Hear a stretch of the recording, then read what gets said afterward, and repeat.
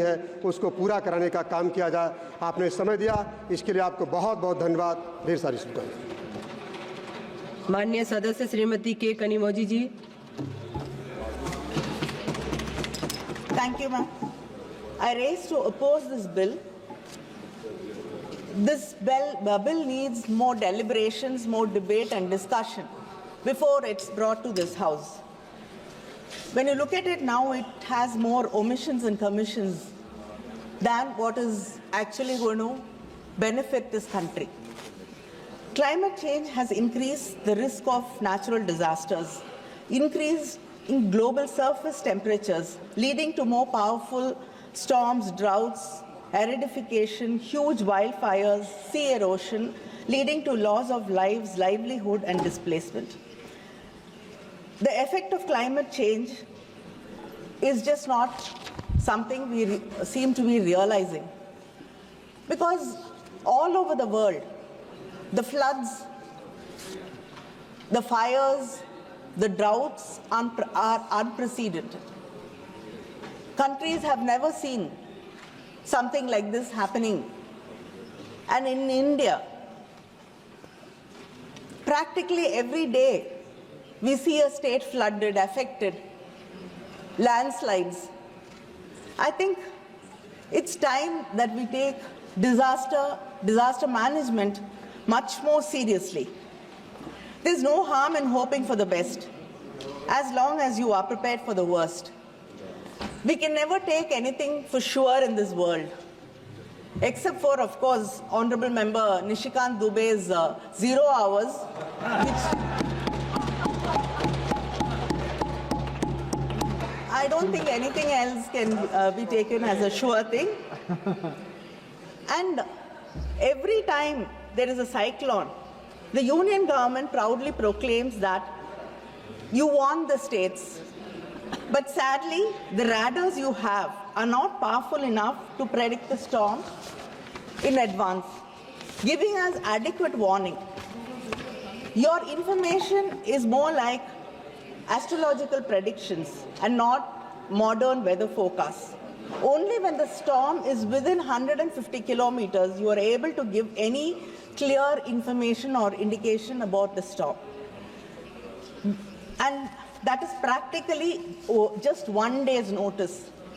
What can a state really do? How many people can it move to more protected areas? What can it actually do in a day's time?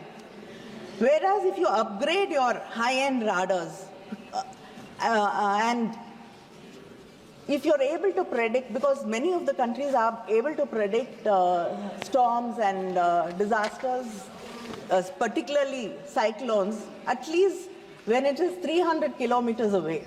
That is 3 days of warning. If you are able to give state governments 3 days of warning, that will make a lot of difference in protecting the people and in moving them to safer places. And using satellite images with AI interpretations will also be very helpful and give us a clearer picture of disasters, because so many other kinds of disasters we are not able to understand or able to predict. You call yourselves global teacher, Vishwa Guru. Then we cannot be unprepared. If you're going to teach the world, if you're going to lead the world, I think we should show leadership in disaster management and protecting our people. But we don't seem to be really caring, because most of the times it is the underprivileged, the poor and the farmers who are the worst hit. We know how this government treats its farmers. So you've taken away their right to speak, dignity of life and liberty. And now we can't take their lives away too. Like most of the bills passed by the NDA, this bill is also detrimental to state rights. Cooperative federalism, which you keep talking about, has become confrontational federalism in reality. Disaster management is a state subject. Any amendments without consulting the states will have negative impact on disaster response. Para 6.1 has proposed including technical guidance to state governments and the authorities Does it mean that the state will be bound by the advice of the union? And the bill proposes to create a national level, state level disaster database. This is something I think everybody of us over here will welcome. But will that study really be a in-detail study of all the terrains, all the villages, all the cities, all the states, districts, all the landscape, the terrains, and it has to include, if Tamrabarani breaches, you should be able to understand through the data which are the areas which will get affected, which are the settlements which will get affected. If a lake breaches, if a river breaches, this is the kind of data which has to be included in the database. And the most important thing is, once you collect data and create a database, most of the time the state governments are not able to access that data. This should not be the case, because we're playing with lives. It should be easily accessible to the state governments also. And we have to understand that sea erosion, and we have a very long coast, and every coastal city and village has the problem of sea erosion.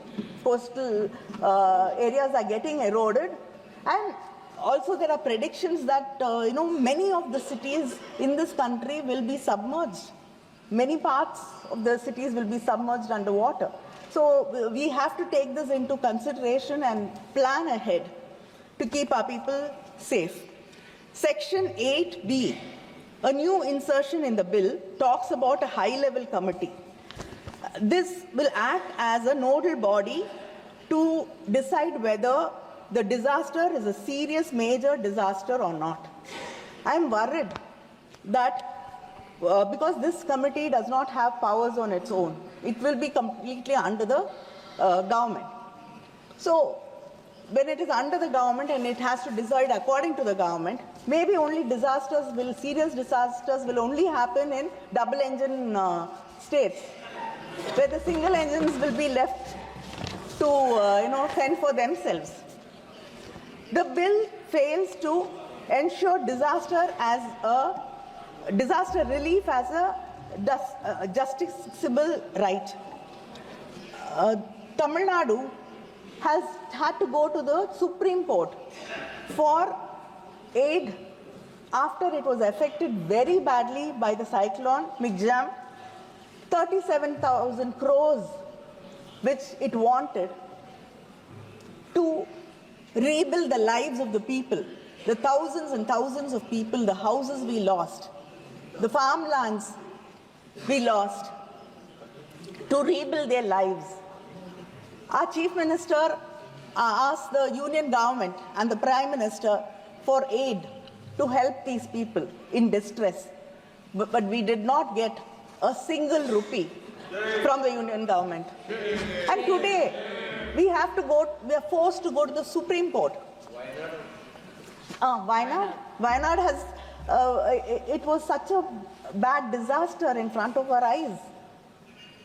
But they have not got any help. So why is it that a state government has to be forced to go to Supreme Court every time there is an issue, every time there's a problem, every time we need help? We have to approach the court to get justice for us. And the state had to argue that the center's inaction violates citizen rights to equality and life with dignity under Article 14 and 21 of the Constitution. You want to constitute a separate urban disaster management authority for state capitals and municipal corporations. What is the point in it? Creation of multiple authorities without clear demarcation of powers leads to a lot of confusion, bureaucratic inefficiency, and that is all. Already we have different departments handling with different calamities. The Center for Seismology and Meteorological Department handle earthquakes. Mining disasters by Department of the Mines. This actually only leads to delays and it starts a blame game among the departments. It is high time we need one department, one agency, and maybe it's time for the government to think of one particular ministry, separate ministry for disaster management to take care of the number of disasters which are happening practically every second day in this country. For example, the West Bengal Chief Minister, Madam Mamata Banerjee, has said the floods in South Bengal 2023 was caused by deliberate mismanagement of the DVC. They released water without consulting us, and now people are suffering. So this is what happens when you have various multiple agencies without any clear demarcations, and too many people will not be able to deliver anything. In section 44A, you said you'll constitute a state disaster response force for specialized responses. But there is no mention about who will be funding for this mechanism. There's a proverb in Tamil. ஆத்துக்குள்ள நின்னு அரோகரான்னு சொன்னாலும் சோத்துக்குள்ள தான் இருக்கான் Chokkanathan.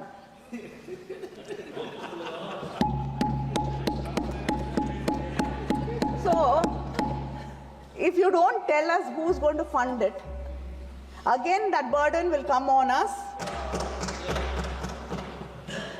So I think the bill has to be very clear about who is going to fund this disaster response force for specialized response.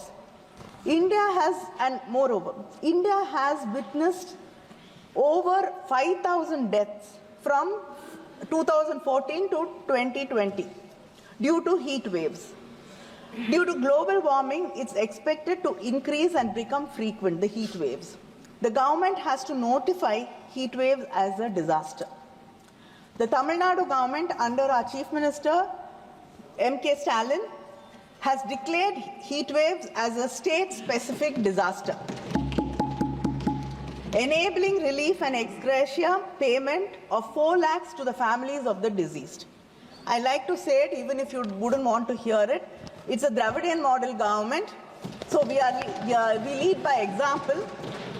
So this is one more thing you could think of following us.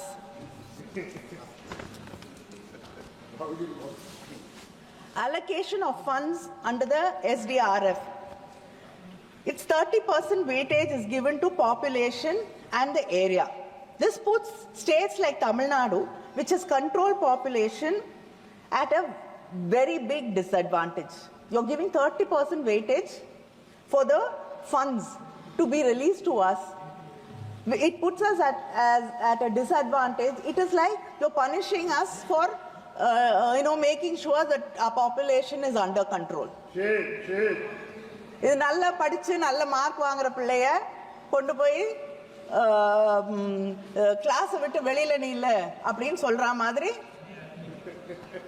ஒரு நிலைமையை தான் இங்க நாங்க பார்த்துட்டு இருக்கோம். தொடர்ந்து எல்லா விதங்களிலுமே தமிழ்நாடு முன்னேறிய மாநிலமாக இருக்கக்கூடிய காரணத்தாலேயே, மக்களை பற்றி கவலைப்படக்கூடிய மாநிலமாக இருக்கக்கூடிய காரணத்தாலேயே, நாங்கள் தொடர்ந்து நல்லாட்சி செய்து கொண்டிருக்கக்கூடிய காரணத்தாலேயே நாங்கள் மிகப்பெரிய அளவிலே தொடர்ந்து பாதிக்கப்பட்டு கொண்டிருக்கிறோம், வஞ்சிக்கப்படுகிறோம். கேரளாவும் எங்க பக்கத்துல இருக்கக்கூடிய கேரளாவும் அதே பிரச்சனை தான். ஆமா, நீங்க ரெண்டு கையும் விரிச்சு காட்டுறீங்க, அதே நிலைமை தான். விரிச்சுட்டாங்க, கையை விரிச்சுட்டாங்க. சென்ட்ரல் யூனியன் கவர்மெண்ட் நம்மளை பார்த்து கையை விரிக்கிறாங்க. The disaster risk index. You are putting us. इनके प्रश्नों का उत्तर दिया जाएगा, लेकिन एक ही आग्रह है कि सब बैठे रहें जरूर। आज गर्व होता है कि मोदी सरकार जो की है, हर प्रश्नों का जोरदार उत्तर है और शानदार काम किया गया, इसलिए दिया जाएगा। Yes, thank you. That is why I am speaking. We want a good reply. Minister, that is why we have gone to Supreme Court, taking the begging bowl. The disaster risk index. They are not part of the union. You've put us along with the West Coast. Historical study shows eastern coastal states are more prone to cyclones due to wind movement in the atmosphere circulation. But you have not put us in the high risk category. So, please, to be fair, you have to put Tamil Nadu in the high risk category along with Andhra, because we are faced with frequent cyclones and storms, and it's increasing. Now, I'd like to, the minister, I hope he has a reply for this particularly, because I like to read some numbers out. We do not deny the fact that when there is a storm or a माननीय disaster. सदस्य complete करिए please, समय पूरा हो गया। Complete करिए, Only speaker. Complete करिए। Speaker, madam. Yeah, few minutes.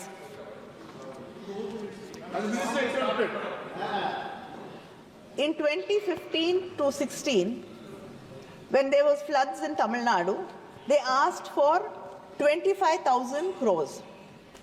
What we got was 1,737. When there was a drought, when 39,565 crores was asked, we got 1,748 crores. When there was Varda cyclone, when it hit us, what we asked for is 22,573 crores. What we got was a mere 266 crores.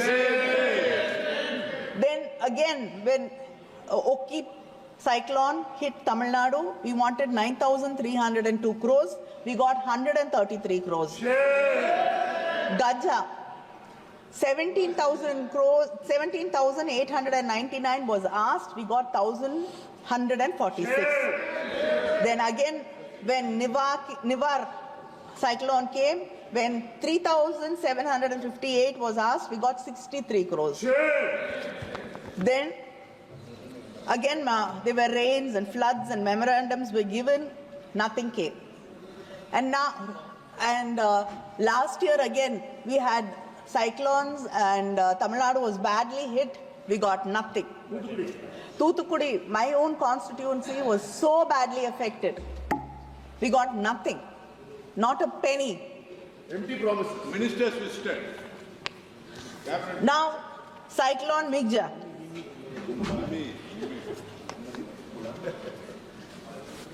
Around 37,000 crores was asked, we got nothing. Now the Tamil Nadu government has been forced to go to the Supreme Court to get justice. And the cyclone Fengal.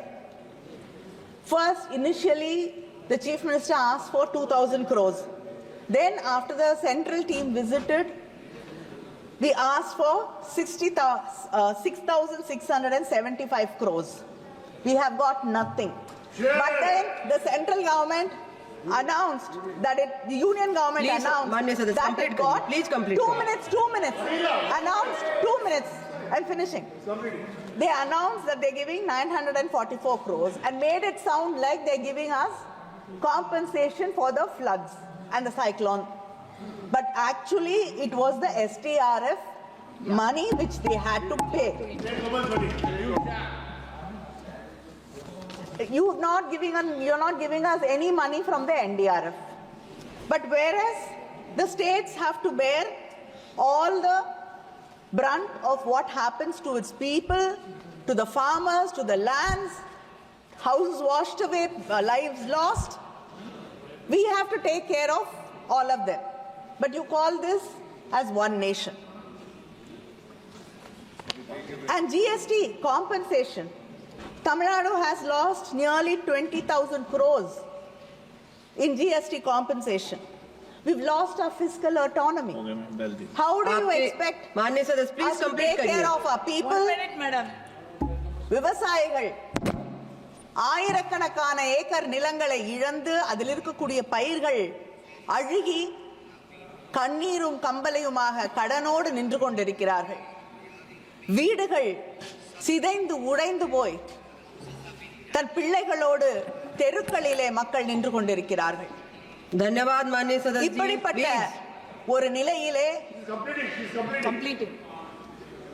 இங்கே இருக்கக்கூடிய ஒன்றிய அரசாங்கம் ஒரு ரூபாய் கூட தமிழ்நாட்டுக்கு மக்களுக்கு மாநில அரசுகளுக்கு தர முன்வராமல் இப்படி கல் நஞ்சோடு நடந்து கொள்வது என்பது ஏற்றுக்கொள்ள முடியாது.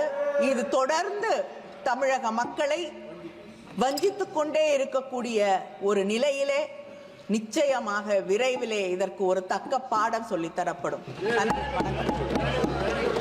माननीय सदस्य श्री केसी नैनी शिवनाथ जी।